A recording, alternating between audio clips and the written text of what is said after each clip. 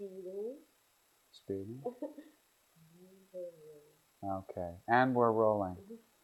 Um, so the Yellow Book is probably one of my major purchases, first purchases. It's an illustrated quarterly. It began in 1894. It ran to 1897.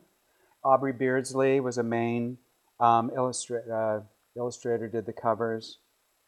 Um, this one I love because it's sort of naughty. Didier was over and he's like, it was yellow because of the yellow press, because of the French books came in yellow covers and were considered sort of.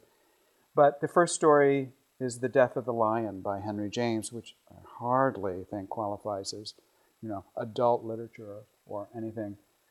Um, but it's a famous collection, a fin de siècle collection of. And if you have a housekeeper like Esther, it's good to put some books on top so she doesn't completely rip the tops of the spines off, which is sort of done as she dusts and cleans.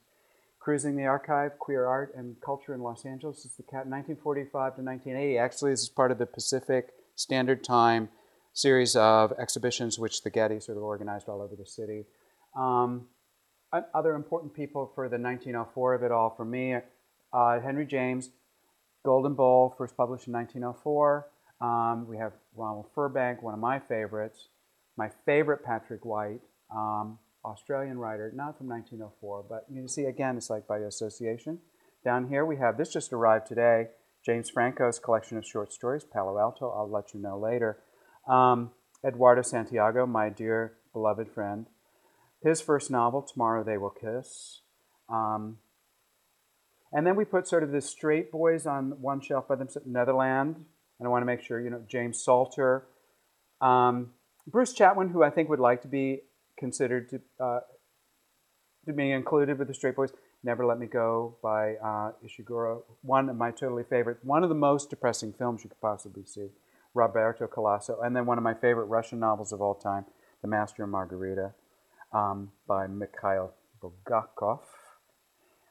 And then we move down to some of our gayer friends. These two, James Lear is a wonderful writer. I copied his covers, although he has like explicit sex in his novels as opposed to mine, but I think people think because I have covers and copied his style that mine would have explicit sex, and consequently they're disappointed.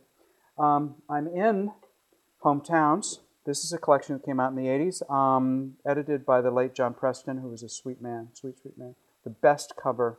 Does that come out, I suppose? I hope it does.